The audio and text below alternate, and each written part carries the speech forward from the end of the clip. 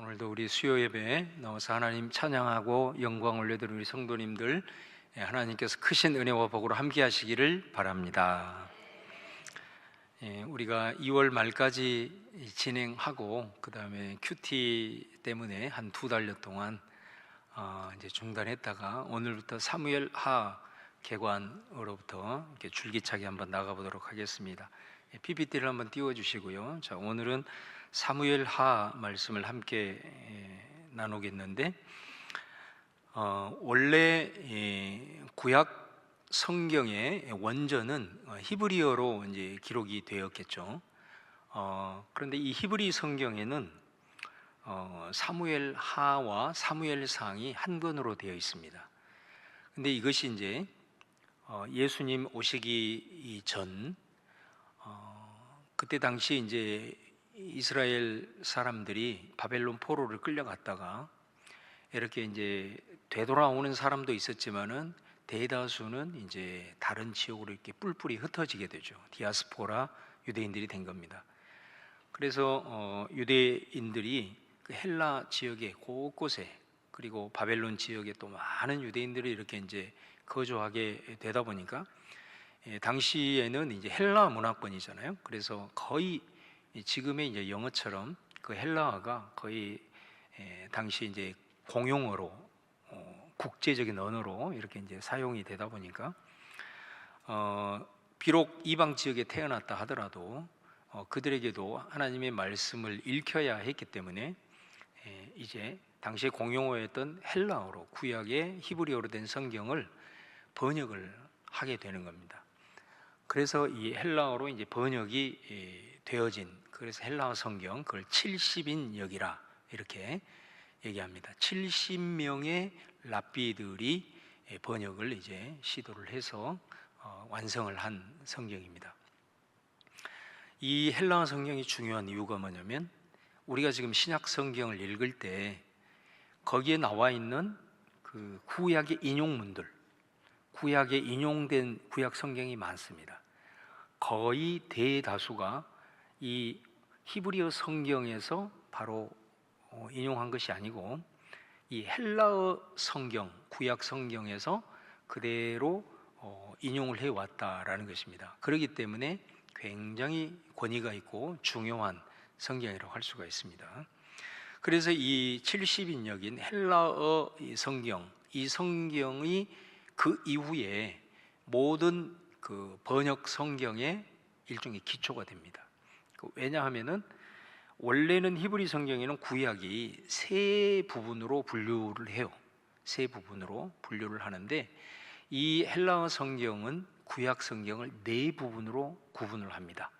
그래서 첫 번째가 모세오경이고, 두 번째가 역사서, 그 다음에 시가서, 예언서, 이렇게 네 가지 분류를 하게 되고, 그 이후에 나오는 모든 번역 성경은 바로 이 헬라어 성경에 구분해 놓은 이 네 가지의 구분법을 따라서 이제 구약 성경을 이제 그렇게 배치하고 그렇게 이제 하게 됩니다. 그래서 이 헬라어 성경에서 사무엘 상과 하를, 원래는 사무엘서 한 권으로 되어 있는 것을 이렇게 상하로 구분을 지어서 우리가 지금 그것을 그대로 따라서 우리가 사무엘상, 사무엘하 이렇게 지금 이제 하나님의 말씀으로 같이 보고 있는 것이죠.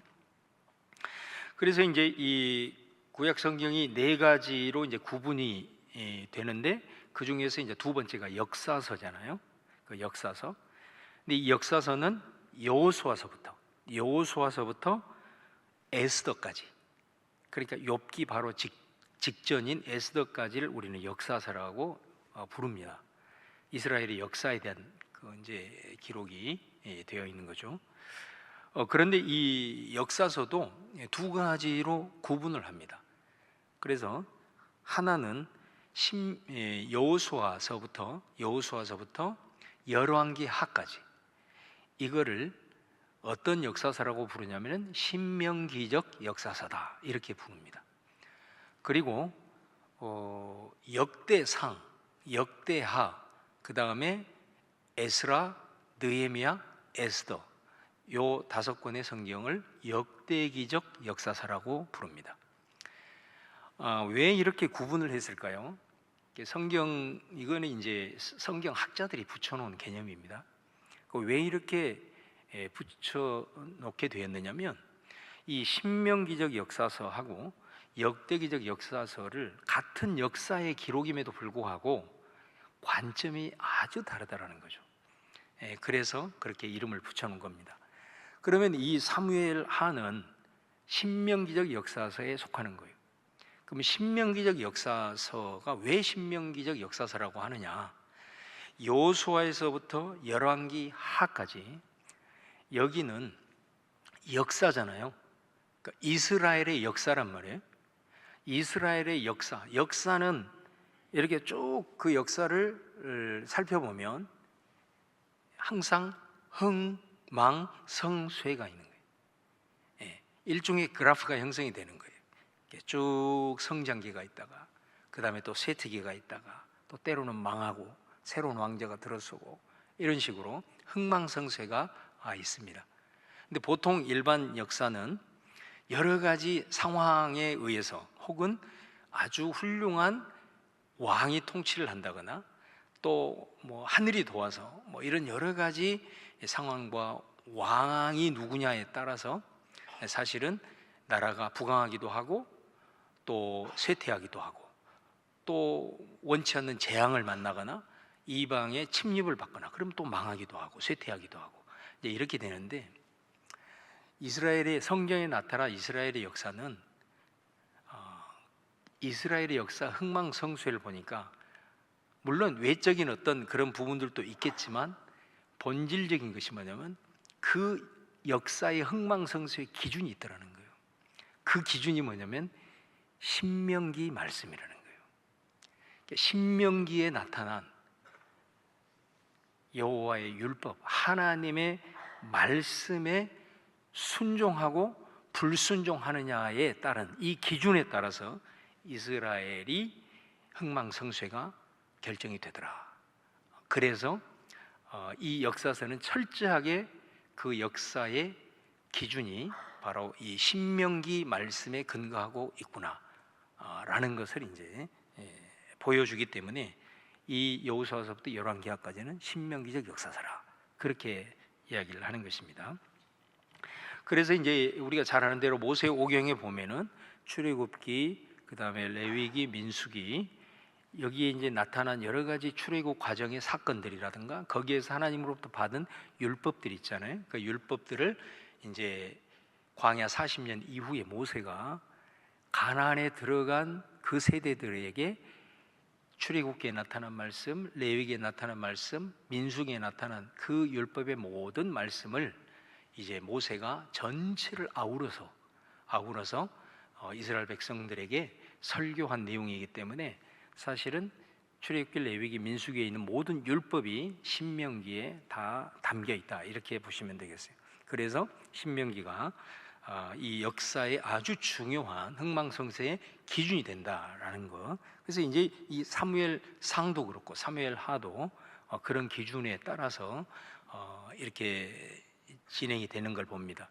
그러니까 여러분들이 역사서를 읽을 때 일반 역사와 이 이스라엘의 역사, 성경에 기록된 이스라엘 역사를 읽을 때에 바로 이런 관점을 가지고 우리가 읽어야 하고, 그 다음에 이것이 어떻게 보면은 오늘 우리에게 있어서 그리스도인들의 역사관도 바로 이 성경적인 역사관을 가지고 우리가 여러 가지 환경과 또 상황, 또 어떤 사람들의 세워지고 폐위되고 이런 여러 가지 부분들이지만은 결국은 모든 나라와 그 다음에 모든 땅을 통치하시고 주관하시는 분이 하나님이라는 그런 주권자 신앙을 우리가 확실히 갖는다면 바로 이스라엘의 역사를 통해서 오늘 우리가 살아가는 이 역사에도 바로 이 중요한 하나님의 말씀의 기초가 결국은 역사의 흥망성쇠를 좌우하는구나, 이거를 세상 사람들은 성경의 관점을 모르기 때문에 그런다 하더라도 저와 여러분은 성경을 읽고 그것을 통해서 하나님이 말씀하시는 이 의미를 잘 기억하고 우리가 항상 역사의 어떤 변곡점이라든가 중요한 시점에서는 항상 이 역사적 관점을 가지고 우리가 하나님의 말씀의 기준으로 철저하게 삼고 우리가 역사를 조명하고 또 거기에 우리가 반응하며 나가야 된다라는 것을 우리에게 이제 말씀하는 그런 의미가 되겠습니다. 자, 그다음에 이제 개요를 좀 살펴보면은 사무엘상과 그 하는 시작이 사무엘의 출생으로부터 시작이 됩니다. 그리고 다윗의 죽음까지, 그러니까 그 연대기가 약 한 150년 정도 기간이라고 할 수가 있습니다. 그래서 사무엘상을 딱 시작을 하면서 사무엘이라는 선지자가 나타나죠. 근데 이 사무엘은 어떻게 보면 굉장히 과도기적인 인물이에요. 왜냐하면 그 사무엘을 기점으로 해서 그 앞 시대를 사사시대라고, 사사시대. 그리고 사무엘 그 이후 시대를 왕정시대라고 그래요. 그러니까 사사시대에서 왕정으로 넘어가는, 역사에 있어서는 엄청난 혁명적 변화죠.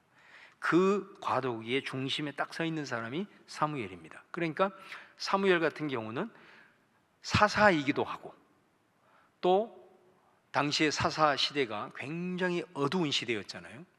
자기 소견에 옳은 대로 행하는, 법이 없는, 말씀의 기준이 없는, 그러니까 자기가 생각하는 것이 다 법인 거예요. 그러니까 무법천지가 되는 거죠. 그런 시대 속에서 말씀이 희귀한 시대란 말이에요. 그랬을 때 사무엘이 선지자로, 선지자가 누구예요? 하나님의 말씀을 받아서 대언하는 자기 때문에. 그러니까 사무엘은 선지자로, 또 사사로, 그리고 또 사무엘은 어떻습니까? 여러분, 제사장이에요. 왜? 이 사람이 왕의 기름을 붓죠. 사울도 기름 붓고 다윗도 기름을 붓고, 그리고 당시의 영적인 모든 이스라엘 백성들의 상황을 이렇게 이끌어가는 또 제사장의 역할도 감당했던, 아주 그 마치 예수님의 삼중직을 가지고 있는 것처럼 이런 삼중직을 가지고 있는 과도기적인 그런 인물이 사무엘이라고 하는 사람입니다. 그래서 사무엘의 출생부터 사무엘상이 시작을 해서 결국은 사무엘상은 사울 왕이 죽음까지, 여기까지가 이제 사무엘상입니다. 그래서 1대 사무엘상이 사무엘이 사울 왕을 세우고, 그리고 또 다윗이 등장하고, 그러다가 다윗이 사울과 여러 가지 관계 속에서 어려움을 당하다가 결국은 사울이 죽음으로써 사무엘상이 끝나고, 사무엘하는 이제 다윗이 왕이 되는, 왕이 되어서 40년 동안 통치하고 그리고 그 말년을 끝내는, 이게 이제 사무엘하입니다. 그러니까 사무엘하는 다윗이 왕으로 등극을 해서 그의 통치 40년을 보여주는 성경이 사무엘하다, 이렇게 보시면 되겠습니다. 그래서 이 사무엘하를 보면은 다윗이 처음에는 유다라고 하는 한 지파의 왕이 됩니다. 한 지파의 왕이 되었다가 그곳에서 한 7년 정도를 다스리고 나서 나중에는 북쪽에, 그러니까 유다 지파가 아닌 다른 지파의 대표하는 장로들이 다윗을 왕으로 추대하면서 이제 모든 지파의, 전 이스라엘의 왕으로 등극을 하게 되는, 그래서 33년을 통치를 하게 됩니다. 그래서 유다 왕으로서 7년, 그 다음에 온 이스라엘의 군주로서 33년, 이게 사무엘 하의 전체 내용이다라고 보실 수가 있습니다. 시기적으로는 기원전 약 1000년경입니다. 이 다윗이 다스리는 이때는 아브라함으로부터 이제 유대인의 실제적인 것들이 시작을 되는데, 아브라함부터 예수 그리스도까지의 거의 중앙에 위치해 있는, 시기적으로도 중앙에 위치해 있는 사람이 바로 다윗이라는 인물이라는 것을 좀 기억을 해주시고요. 자, 그러면 이제 사무엘하를 좀 구조를 보면은 한 3가지로 딱 구분을 할 수가 있습니다. 그 첫 번째는 1장에서부터 10장까지. 1장에서부터 10장까지는 우리가 제목을 붙여보면 다윗의 승리, 이렇게 볼 수가 있어요.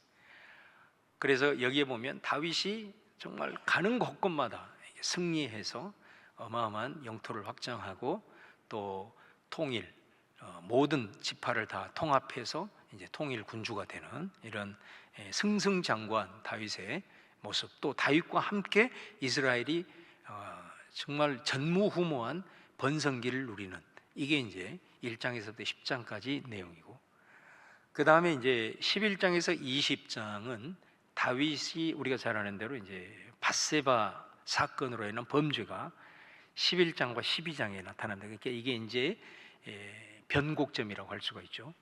그 이후로 이제 다윗이 그 범죄 사건으로 인해서 이제 꺾여지는, 결국은 꺾여지는 이 상황들이 20장까지 쭉 이어지게 됩니다.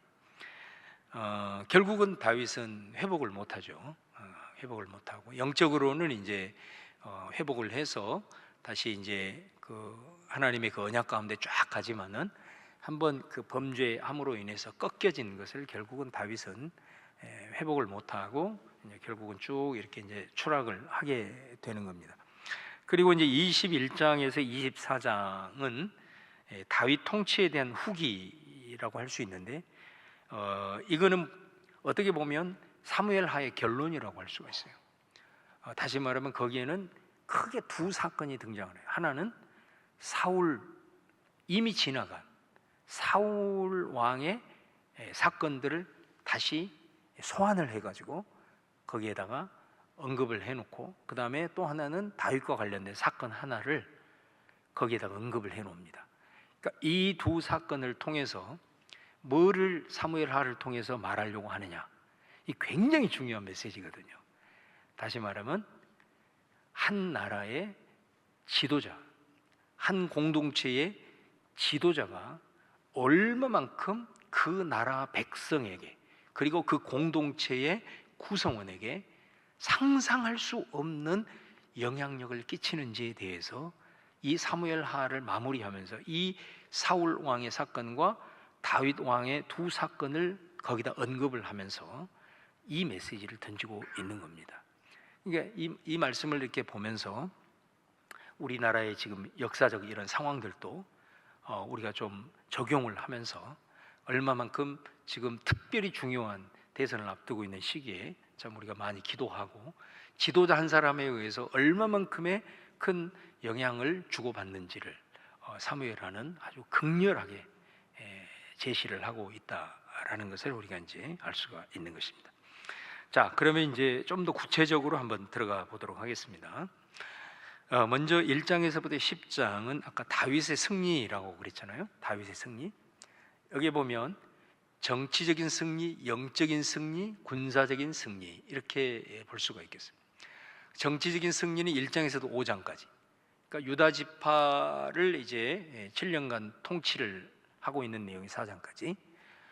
그 다음에 5장은 예루살렘을 정복을 해서 그곳을 수도로 삼고 이제 통일 왕국의 이제 군주가 되는 이런 모습들이 이제 나와 있고, 그 다음에 6장, 7장은 영적인 승리다. 그 말은 무슨 말이냐면 다윗의 진면목이 여기 나오는 거죠.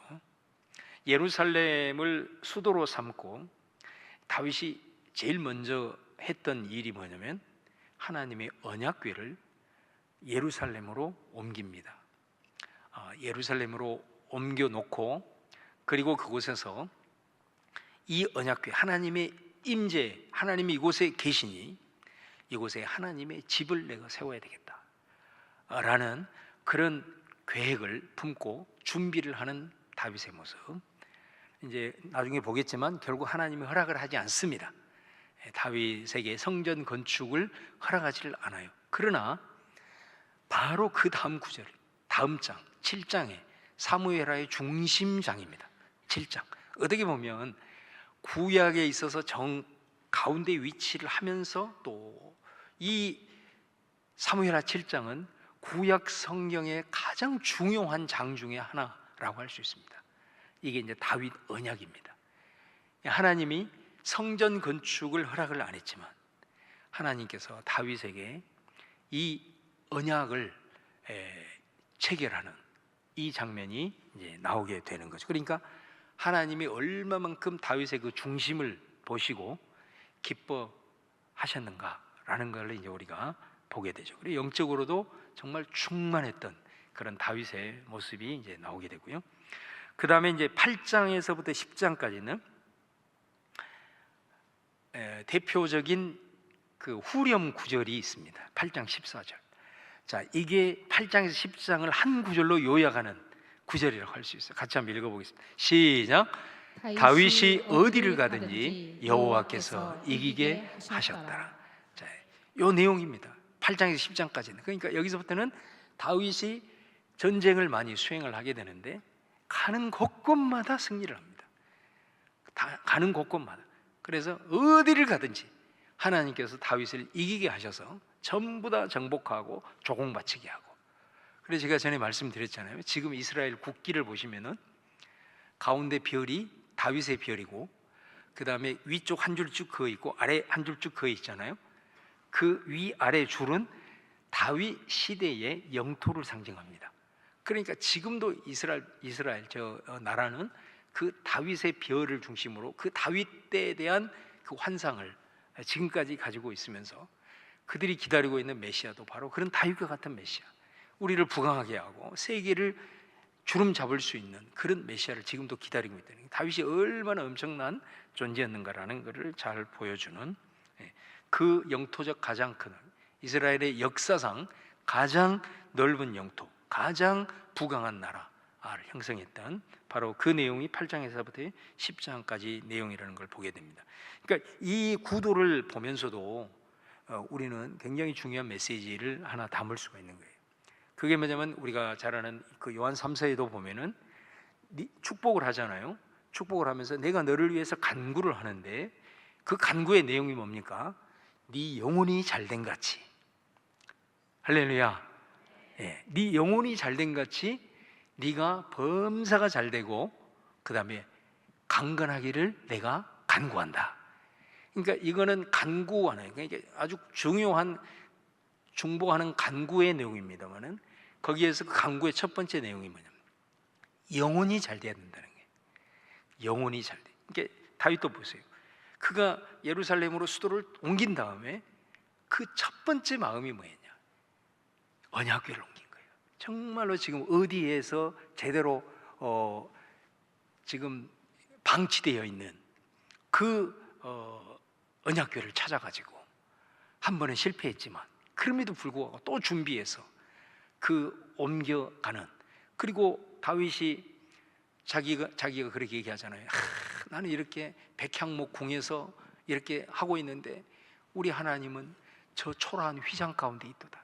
그 휘장이 뭐겠어요? 여전히 하나님의 언약궤가 장막 가운데 있는 거예요. 텐트 가운데. 그러니까 다윗의 심정을 보여주는 거예요. 나는 이렇게 백향목 궁에 거하고 있는데 하나님이 저 텐트 가운데 있다. 내가 어떻게 마음이 편할 수가 있겠냐? 하나님을 위해서 내가 집을 지어야 되겠다. 이게 다윗의 마음이다. 영적으로 얼마나 그가 하나님을 사모하고 그리고 하나님을 사랑하고 그 영적인 그런 충만함 가운데 하나님이 약속을 주시고 그 약속을 그 이후에 가는 곳곳마다 승리하게 하신 이 모습을 보면서 저와 여러분 가운데도 날마다 우리의 모습이 먼저 하나님과 여러분과의 그 관계 안에서 영적으로 늘 이렇게 깨어있고 충만하시고 하나님 더 사랑하는 여러분 되어져서 우리 하나님이 여러분에게 순간순간 약속을 주시고 또 여러분이 다윗처럼 어디를 가든지 형통하게 하시는 그런 은혜를 체험할 수 있기를 축원을 드립니다. 자, 그러면 이제 여기에서 이제 그 다윗과의 이 언약, 사무엘하 7장의 내용을 좀 잠시 한번 살펴보도록 하겠습니다. 다윗이 방금 제가 말씀드린 대로 1, 2절을 보면은 나는 백향목 궁에 살거늘 하나님의 교회는 휘장 가운데 있도다. 그러면서 너무 안타까워하면서 내가 이제 성전을 건축해야 되겠다. 하나님의 집을 건축해야 되겠다. 이렇게 이제 결심을 하게 되죠. 자, 그런데 하나님이 거부하십니다. 거부한 이유가 4절에서 7절에 나오는데 좀 길지만은 한번 같이 한번 천천히 맞춰서 한번 읽어보도록 하겠습니다. 시작. 가서 내 종 다윗에게 말하기를 여호와께서 이와 같이 말씀하시되 네가 나를 위하여 내가 살 집을 건축하겠느냐? 내가 이스라엘 자손을 애굽에서 인도하여 내던 날부터 오늘까지 집에 살지 아니하고 장막과 성막 안에서 다녔나니 이스라엘 자손과 더불어 다니는 모든 곳에서 내가 내 백성 이스라엘을 먹이라고 명령한 이스라엘 어느 지파들 가운데 하나에게 내가 말하기를 너희가 어찌하여 나를 위하여 백향목집을 건축하지 아니하였느냐고 말하였느냐. 하나님이 다윗에게 이 말을 하시는 거예요. 나단 선지자를 통해서 대언하게 하시는 거죠. 그러니까 이 말씀 속에서 담겨 있는 것이 뭐냐면 다윗의 그 소중한 마음을 하나님은 품지만은 여기서 아주 중요한 메시지가 나오는 거죠. 그건 뭡니까? 거부한 궁극적인 이유는 4절 7절 한마디로 얘기하면 하나님은 성전 안에 제한당하지 않는다라는 메시지를 던지는 겁니다. 그래서 내가 일이 옮겨다니고 장막으로 절이 옮겨다니고 이렇게 할 때 그 오랜 시간 동안 어떤 한 지파에게 하나님의 집을 지어달라고 내가 명령한 적이 있었느냐라는 거예요. 그 말을 통해서 이 메시지에서 이제 나중에 결국은 어떻게 보면 굉장히 암시적인 메시지입니다. 이게 나중에 이스라엘 백성들이 결국은 바벨론 포로에 망하게 되는, 이스라엘 백성들이 그렇게 결국은 영적으로 타락하게 된 결정적인 이유가 뭐냐? 이 성전이 어떻게 보면 그냥 하나님을 그 안에 딱 모셔드리는 것은 좋았는데 그곳에 그냥 하나님을 딱 성전 안에 가두어 버리는 이런 오류에 빠지게 되는 것이죠. 그래서 하나님께서 이 메시지를 다윗에게 이제 말씀을 하시면서 나 여호와는 하늘이 나의 그리고 땅이 나의 거처다라는 것을 이제 말씀하시면서 거부를 하십니다. 자, 그런데 다른 성경을 보면은 거부하시는 몇 가지 또 이유가 나와요. 그 이유가 한 세 가지가 있는데 그 첫 번째는 뭐냐면 열왕기상 5장 3절에 보면은 뭐라고 얘기하냐면 솔로몬이 이제 이런 얘기를 합니다. 내 아버지 다윗이 사방의 전쟁으로 말미암아 그의 하나님 여호와의 이름을 위하여 성전을 건축하지 못하고, 이런 표현을 합니다. 그러니까 하나님께서 다윗에게 이걸 허락하지 않는 이유는 다윗은 아직도 8장 이제 이후에도 수없는 전쟁을 치러야 된다는 거죠.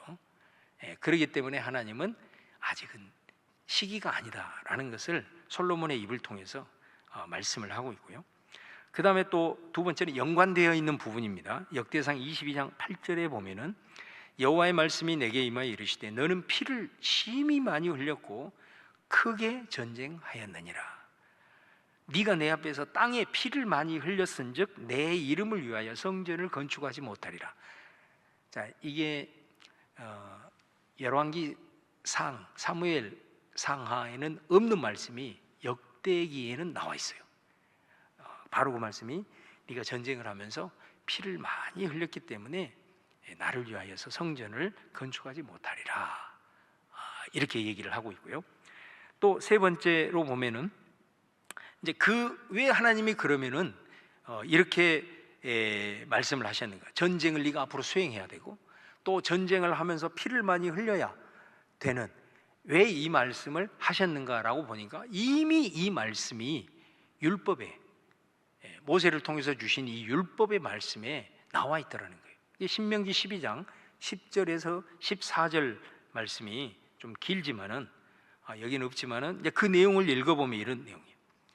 너희들이 요단 땅에, 가나안 땅에 들어가서 그곳에서 모든 대적을 다 이기고 하나님께서 너희에게 안식을 주셔서 너희가 평안히 거주할 때에 너희는 너희 하나님 여호와께서 자기 이름을 두시려고 택하실 그곳에 가서 제사도 드리고 그곳에서 내가 행하는 모든 것들을 거기서 행할지니라 라고 하시는 말씀이 신명기에 나와 있는 거예요. 그러니까 전쟁이 벌어지고 또 그 전쟁을 통해서 피가 흘리는, 그래서 이스라엘 백성들이 어떤 평안을 누리지 못하는 그런 세대 가운데는 하나님이 이 성전 짓는 것을 원치 않으셨다라는 것을 우리가 알 수가 있는 거죠. 그래서 결국은 다윗은 준비를 해놓고 모든 것들을 다 정리한 다음에 평온한 솔로몬의 시대에 바로 성전이 이제 건축이 됐다라는 것을 이제 우리가 알 수가 있습니다. 자, 이렇게 해서 결국은 다윗은 성전을 이제 건축을 하지는 못했지만은 이 일을 통해서 하나님께서 다윗에게 아주 중요한 언약을 이제 맺게 됩니다.